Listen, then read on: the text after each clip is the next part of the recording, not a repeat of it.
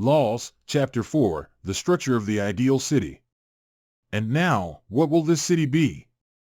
I do not mean to ask what the name of the place is or will be in the future. That can be determined by the location or the original settlement. A river or fountain or some local deity may give the city its name. But I do want to know its location, whether it is by the sea or inland. I would imagine, stranger, that the city we are discussing is about 80 stadia away from the sea. And are there harbors along the coast? Excellent harbors, stranger, there could not be better ones. Oh no! What a view! And is the surrounding countryside fertile, or does it require imports? It hardly needs anything. And is there any neighboring state? None at all, and that is why this place was chosen. In ancient times, the inhabitants migrated, and the region has been deserted for as long as anyone can remember. And does the place have a good balance of hills, plains, and forests? Like the rest of Crete in that regard. So you mean there is more rocky terrain than flat land? Exactly. Then there's hope that your citizens may be virtuous. If you were by the sea, with good harbors, and relied on imports rather than producing goods, you would need a great savior and more than mortal lawmakers to have any chance of preserving your state from degeneracy and discordance of manners. Compare A.R. Paul. But there is comfort in the 80 stadia, although the sea is too close, especially if, as you say, the harbors are so good. Still, we can be content.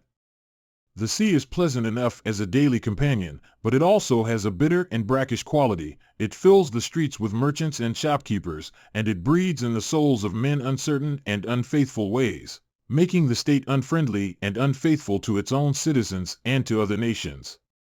So, there is consolation in the country producing everything at home, and yet, due to the ruggedness of the land, not providing anything in great abundance. If there were abundance, there might be a great export trade and a great influx of gold and silver, which, as we can safely say, has the most fatal results in a state whose aim is to cultivate just and noble sentiments. We said this in our previous discussion, if you remember. I remember, and I agree that we were and are right. Well, let me ask, how does the country obtain timber for shipbuilding?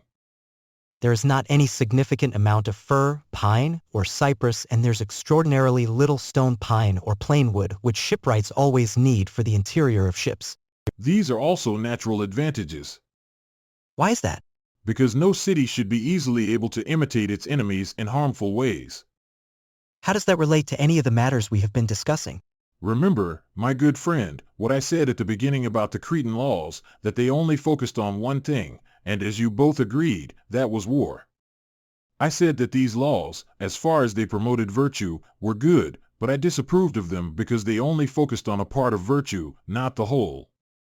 And now I hope that you, in turn, will follow and observe me if I legislate with a view to anything other than virtue, or with a view to only a part of virtue.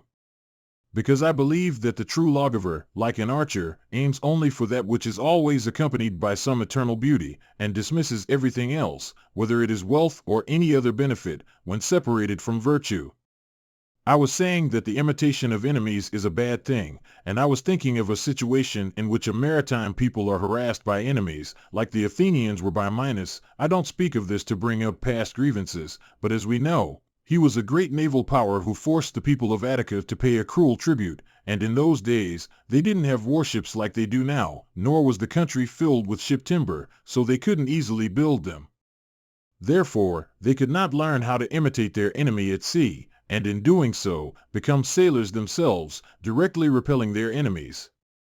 It would have been better for them to lose the 7 youths many times over than to have transformed their heavy-armed and stationary troops into sailors, and accustomed them to frequently leaping ashore and then running back to their ships, or to have believed that there was no shame in not waiting for an enemy's attack and bravely dying, and that there were good reasons, and plenty of them, for a man to throw away his weapons and flee, which, as people say, is not dishonorable at certain times. This is the language of naval warfare, and it is far from deserving extraordinary praise. Because we should not teach bad habits, especially to the best part of the citizens. You can learn the evil of such a practice from Homer, who portrays Odysseus rebuking Agamemnon because he wants to drag the well-equipped ships into the sea at a time when the Achaeans are hard-pressed by the Trojans. He gets angry with him and says, "Who At a time when the battle is in full swing, orders the well-benched ships to be dragged into the sea, so that the prayers of the Trojans may be fulfilled even more, and great ruin fall upon us. The Achaeans will not continue the battle once the ships are brought into the sea. They will turn back and cease fighting because the advice you give is harmful. You see, he understood that having triremes on the sea, near the soldiers, is a disadvantage. It is like training lions to flee from a herd of deer. Furthermore, naval powers that rely on ships for their safety do not give honor to the type of military excellence that deserves it the most. Those who owe their safety to the pilot, captain, oarsman, and other less important individuals cannot properly give honor where it is due. But how can a state be in a proper condition if it cannot justly bestow honor? I agree it is hardly possible. However, stranger, we Cretans often say that the Battle of Salamis saved Greece. Yes, that opinion is widely held among both Greeks and barbarians. But Megillus and the Battle of Marathon was the beginning, and the Battle of Plataea was the completion of the great deliverance. These land battles made the Greeks better. On the other hand, the sea battles of Salamis and Artemisium, if I may combine them, did not make them better, even though they helped save us. When evaluating the greatness of a state, we consider both the location of the country and the order of its laws. Merely preserving and continuing life is not the most honorable thing for humans, as the common people believe. The most honorable thing is the continuation of the best life while we are alive. I believe this has already been said. Yes. Then we must ask ourselves if we are following the best course for establishing and legislating states. Yes, by far the best. Now let me ask another question. Who will be the colonists? Can anyone from all of Crete come, or is the population in the various states too large for the available resources?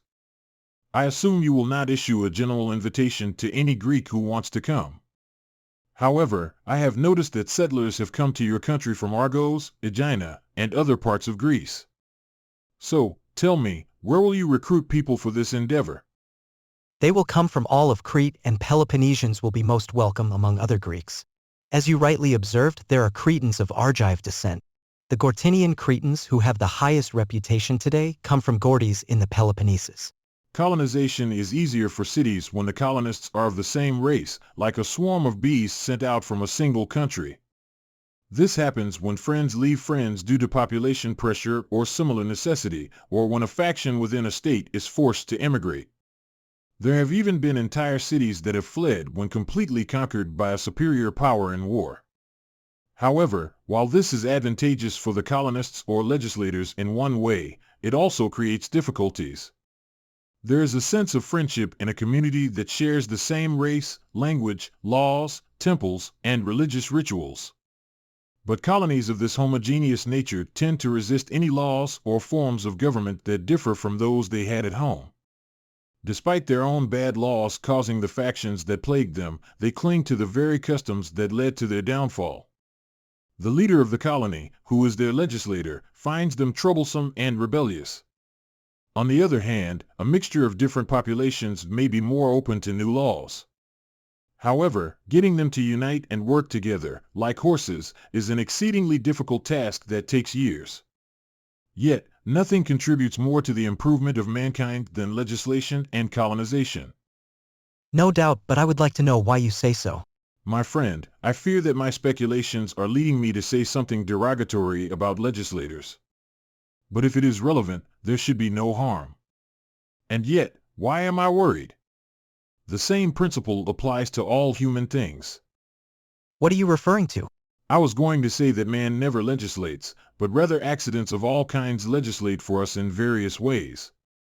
The violence of war and the harsh necessity of poverty constantly overthrow governments and change laws. The power of disease has often caused innovations in the state, such as during pestilences or prolonged periods of bad seasons.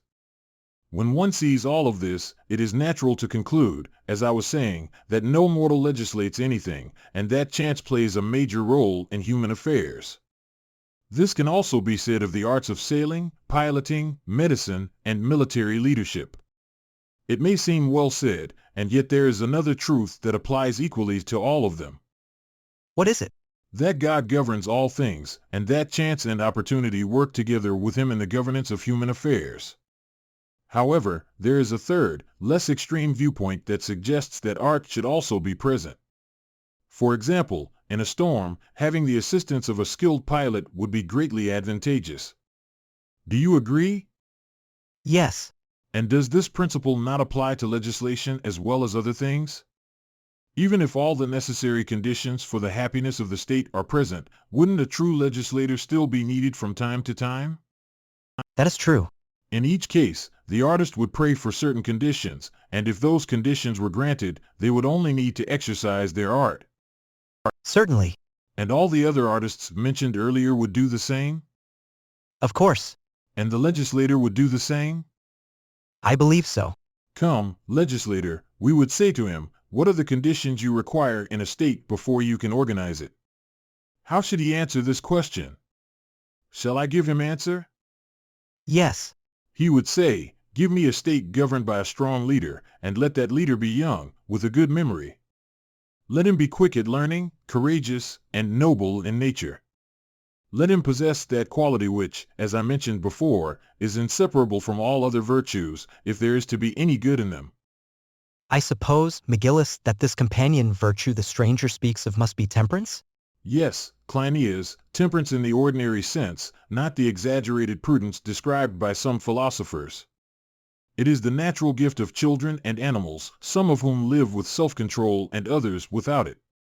However, when isolated, it is hardly worth considering as a valuable trait. You understand what I mean? Certainly. So our leader must possess this virtue, along with the other qualities, if the state is to achieve the most effective and efficient form of government for happiness. For there is no better or faster way to establish a polity than through tyranny. How can anyone convince themselves of such a monstrous doctrine? It should not be difficult to see, Cleinias, what is in accordance with the natural order. So you assume a young, temperate, quick-learning, good memory-having, courageous, noble tyrant? Yes, and you must add fortune. His good fortune would be to be contemporary with a great legislator and for some fortunate circumstance to bring them together. When this happens, God has done everything he does for a state that he desires to be prosperous. He has done the second best for a state with 2 such rulers, and the third best for a state with 3. The difficulty increases with the increase and decreases with the decrease in number. So you mean to say that the best government is produced from a tyranny and originates from a good lawgiver and an orderly tyrant. The change from such a tyranny to a perfect form of government is easiest and quickest. Not exactly. I mean to say that the change is best made from a tyranny, then from a monarchy, and then from some form of democracy. Oligarchy comes forth in terms of capacity for improvement and has the greatest difficulty in undergoing such a change because the government is in the hands of several powerful individuals. I am assuming that the legislator is of the true kind by nature and that their strength is combined with that of the chief men of the state. When the ruling element is numerically small but extraordinarily strong, as in a tyranny, the change is likely to be easiest and fastest. How? I do not understand. I have repeated what I am saying many times, and yet you have never seen a city under a tyranny? No, and I cannot say I have any desire to see one. And yet, in a tyranny, you could certainly witness what I am talking about. What do you mean? I mean that you could see how, without much effort and in a relatively short period of time, the tyrant, if he wishes, can change the customs of a state. He simply needs to lead in the direction of virtue or vice, whichever he prefers. He sets an example by praising and rewarding certain actions and reproving others, and by demoting those who disobey. But how can we imagine that the citizens in general will immediately follow the example set for them? And how can he have the power to both persuade and compel them? Let no one persuade us, my friends, that there is any quicker or easier way for states to change their laws than when the rulers lead. Such changes have never and will never occur in any other way. The real difficulty lies elsewhere and is rarely overcome over the course of time. But once it is overcome, 10,000 or rather all blessings follow. What are you talking about? The difficulty lies in finding the divine love for temperate and just institutions in any powerful form of government, whether it be a monarchy, an oligarchy of wealth, or an oligarchy of birth. You might as well hope to reproduce the character of Nestor, who is said to have excelled all men in the power of speech, and even more in his self-control. However, according to tradition, this was in the times of Troy. In our own days, there is nothing of the sort. But if such a person either exists or will ever come into being, or is among us now, blessed is he and blessed are those who hear the wise words that flow from his lips. This can also be said about power in general. When the highest power in a person coincides with the greatest wisdom and self-control, then the best laws and the best constitution come into being, but in no other way. Let what I have been saying be regarded as a kind of sacred legend or oracle, and let this be our proof that, from one point of view, it may be difficult for a city to have good laws, but from another point of view, nothing can be easier or achieved more quickly, assuming our supposition. What do you mean? Let us entertain ourselves, old men as we are, by articulating the laws that are suitable for your state. Let us proceed without delay. Then let us invoke God when establishing our state. May he hear and be favorable to us and come and organize the state and the laws. May he come. But what form of government are we going to give the city? Tell us more clearly what you mean. Do you mean some form of democracy, or oligarchy, or aristocracy, or monarchy? We cannot assume that you would include tyranny. Which of you will first tell me to which of these categories his own government belongs? Should I answer first, since I am the elder? You should. And yet, stranger, I realize that I cannot say, without further thought, what I should call the government of Lacedaemon, for it seems to me to be like a tyranny. The power of our Ephesus is remarkably tyrannical. And sometimes it appears to me to be the most democratic of all cities, and who can reasonably deny that it is an aristocracy? We also have a monarchy that is held for life and is said by all mankind, not just ourselves, to be the most ancient of all monarchies. Therefore, when asked suddenly, I cannot precisely say which form of government the Spartan is. I am in the same predicament, Megillus, for I am not confident that the polity of Gnosis is any of these. The reason is, my excellent friends, that you actually have polities, but the states we were just discussing are merely collections of people living in cities who are subjects and servants of a part of their own state, and each of them is named after the dominant power. They are not polities at all. But if states are to be named after their rulers, the true state should be called by the name of the God who rules over wise men. And who is this God? May I still use fable, in the hope that I may be better able to answer your question, shall I? By all means.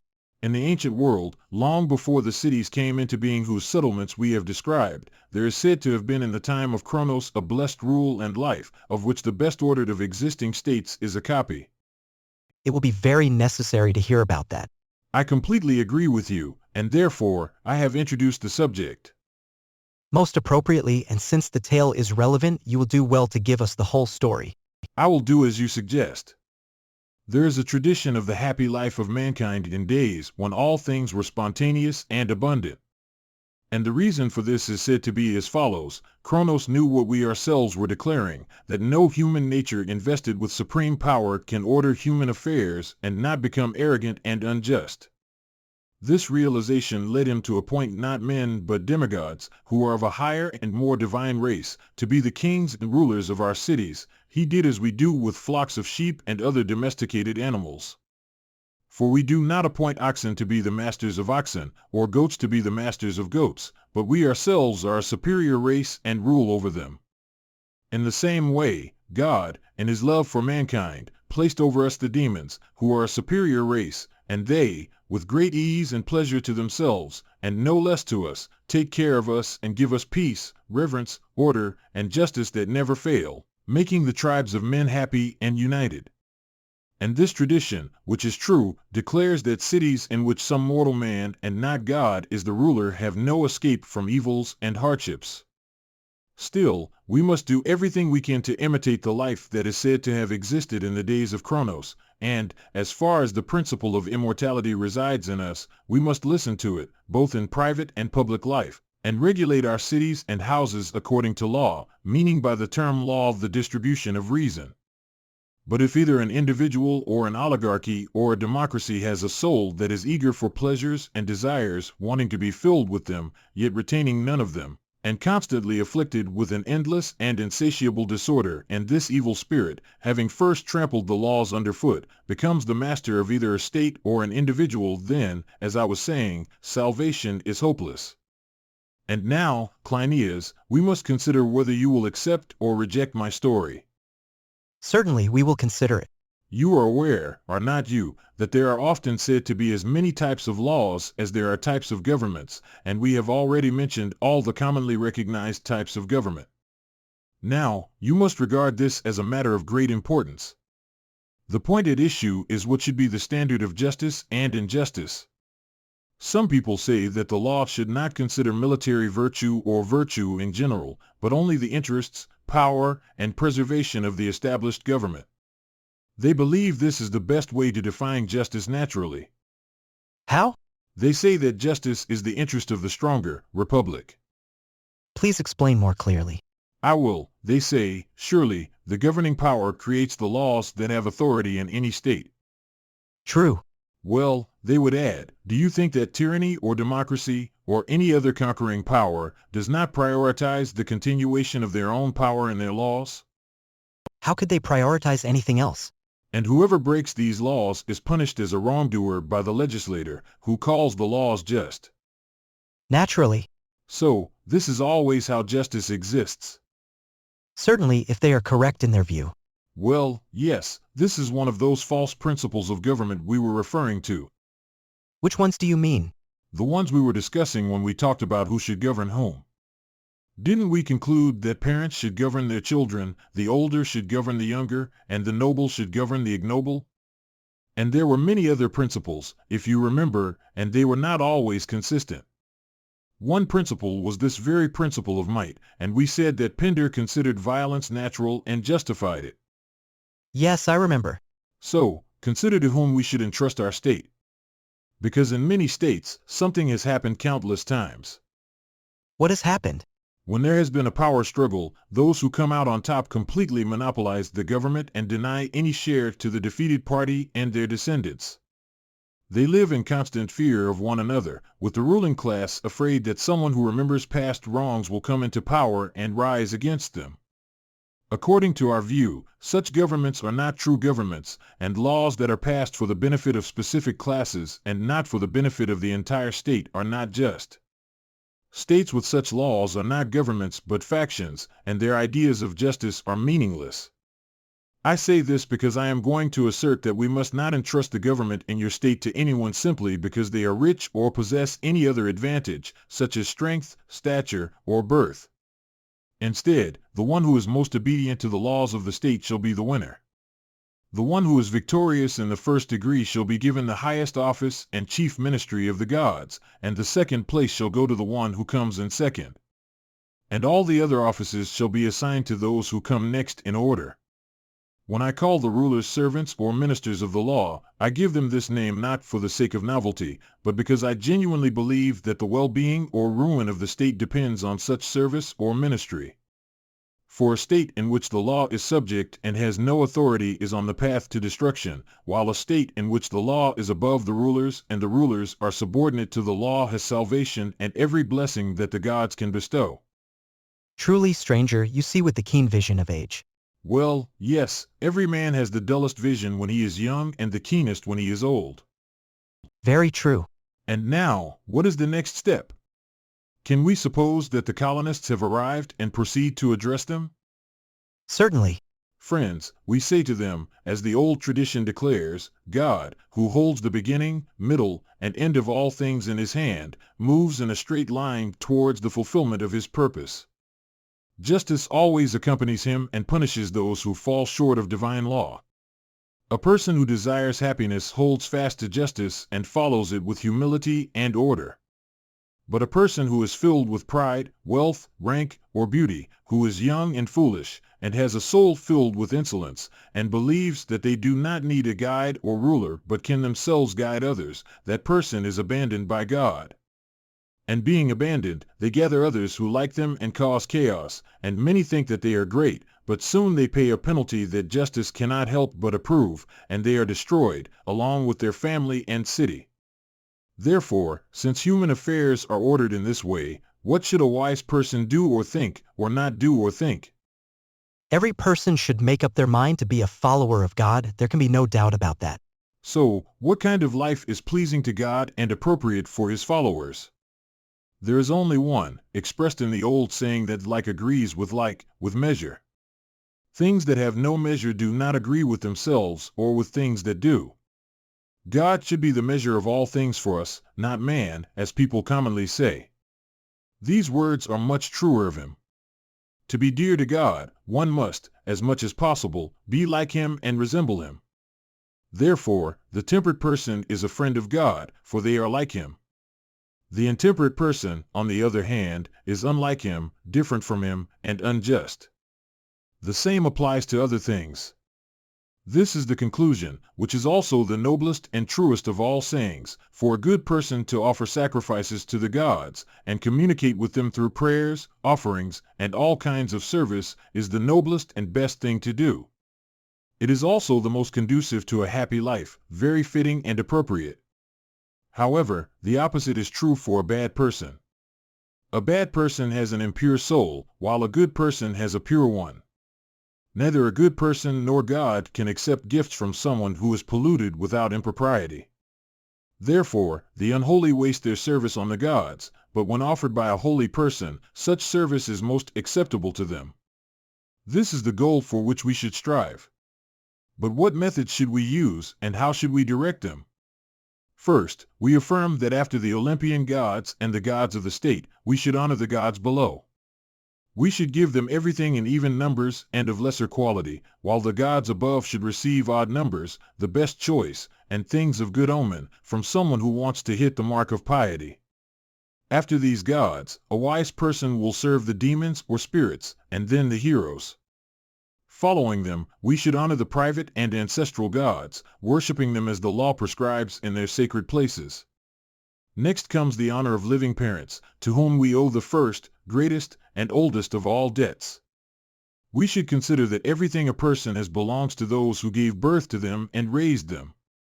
We must do everything we can to take care of them, first in terms of our property, secondly in terms of our physical presence, and thirdly in terms of our soul.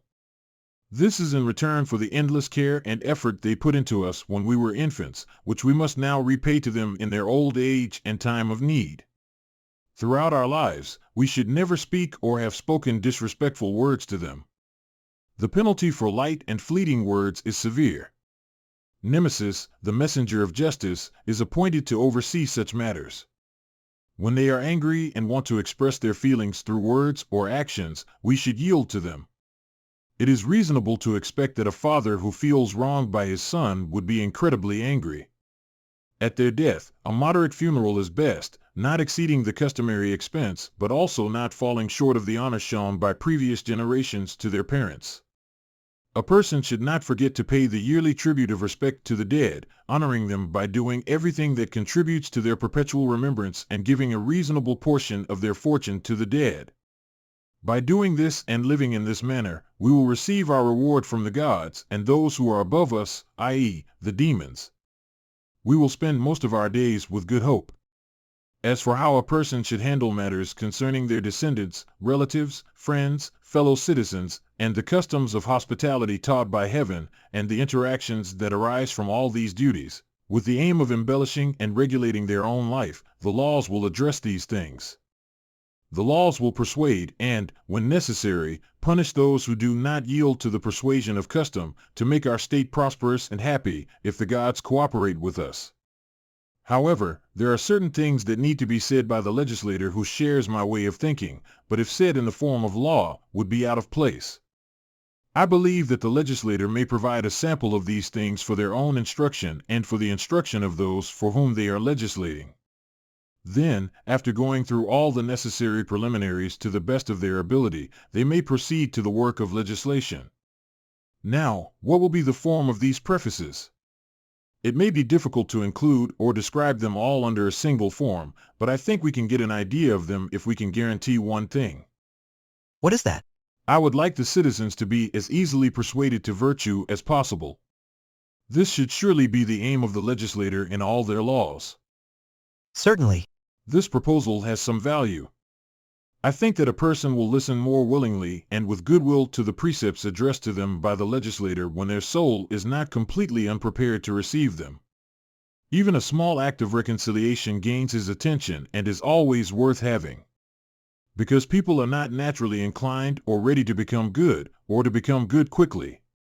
The behavior of the majority proves the wisdom of Hesiod, who says that the path to wickedness is smooth and can be traveled without exertion because it is noticeably short. But before virtue, the immortal gods have placed the sweat of labor, and the way there is long and steep and rough at first, but when you have reached the top, although it was difficult before, it becomes easy. Works in days. Yes, and he certainly speaks well. Very true. Now let me tell you the effect that the previous discussion had on me. Go on.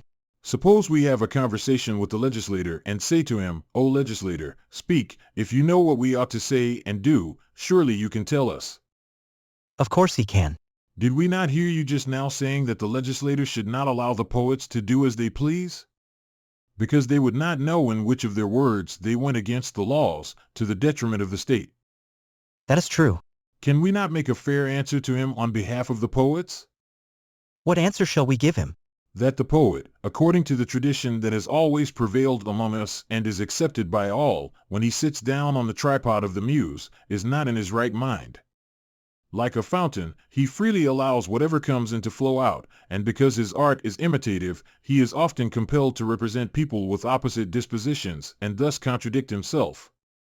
He cannot even tell if one thing he has said is more true than another.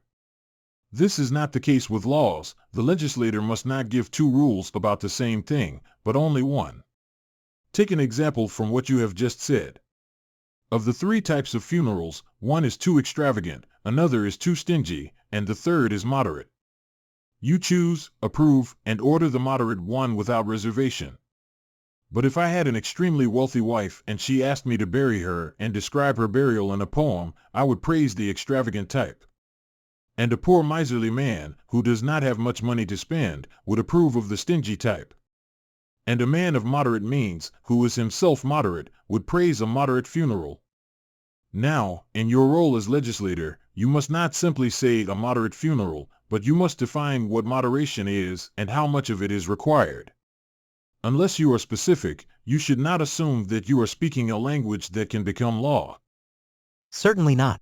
Should our legislator have no preface to his laws, but simply say, "Do this, avoid that," and then move on to another law, holding the penalty as a threat? Should he never offer any advice or encouragement to those for whom he is legislating, like some doctors do? Because, as I may remind you, some doctors have a gentler method of treatment, while others have a rougher one. And just as children ask the doctor to be gentle with them, we will ask the legislator to cure our disorders with the gentlest remedies. What I mean to say is that besides doctors, there are also doctors' assistants, who are also called doctors. That is true. And whether they are slaves or freemen makes no difference. They acquire their medical knowledge by obeying and observing their masters, through experience and not through the natural way of learning, as freemen do, who have learned the art scientifically themselves and impart it scientifically to their students. You are aware that there are these two classes of doctors? Of course. And have you ever noticed that there are two classes of patients in societies, slaves and freemen? The slave doctors run around and treat the slaves or wait for them in the dispensaries. Doctors of this kind never speak to their patients individually or allow them to talk about their individual complaints. The slave doctor prescribes what mere experience suggests, as if he has exact knowledge. And when he has given his orders, he rushes off with equal confidence to another sick servant, relieving the master of the house of the care of his sick slaves. But the other doctor, who is a freeman, attends to and treats freemen. He delves deep into the nature of the disorder, engaging in conversation with the patient and his friends. He gathers information from the sick person and instructs him as much as he can. He will not prescribe for him until he has convinced him. Finally, when he has increasingly influenced the patient and sets him on the path to health, he attempts to effect a cure. Now, which is the better way for a physician or a trainer to proceed? Is it better to achieve their goals in two ways, or to work in one way, and that way being rougher and inferior? I would say, stranger, that the double way is far better. Would you like to see an example of the double and single method in legislation? Certainly. What will be our first law? Will the legislator, not following the order of nature, begin by making regulations for states regarding births? He will. In all states, the birth of children is connected to marriage, is it not? Very true. And, in accordance with proper order, the laws concerning marriage should be the first ones established in every state, correct? Exactly.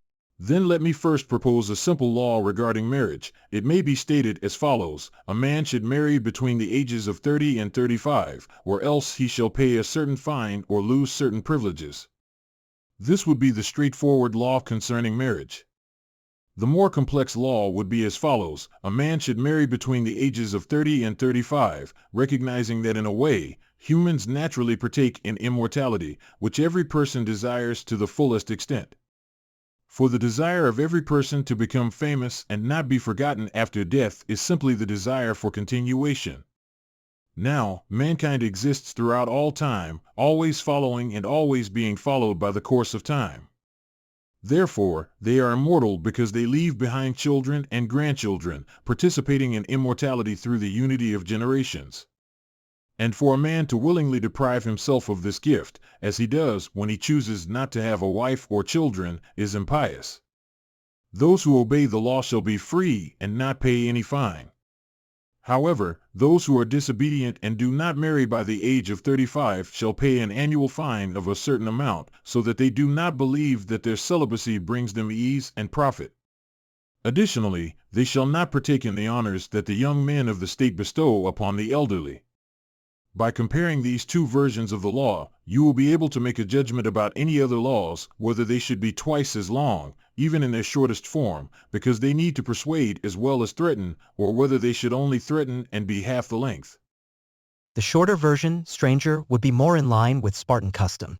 However, if someone were to ask me which one I prefer for the state, I would choose the longer one. In fact, I would want every law to be made in the same manner if I had the choice. But I think that Cleinias is the one who should be consulted, as his state will be using these laws. Thank you, McGillis. Whether words should be many or few is a foolish question. The best form, not the shortest, should be approved, and length should not be a concern. Of the two versions of the law that were presented, one is not only twice as effective in practical use as the other, but it is also like the two types of doctors that I mentioned earlier. However, legislators have never considered that they have two tools at their disposal for legislation: persuasion and force.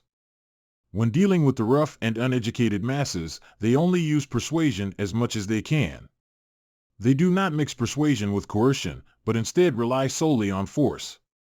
Furthermore, there is a third point, my dear friends, which should be considered in our existing laws, but never is. What is it? 14. It is a point that arises from our previous discussion and comes to my mind in a mysterious way. We have been talking about laws in this delightful retreat from early morning until noon, and now we are going to announce our laws. What came before was only the prelude. Why do I mention this?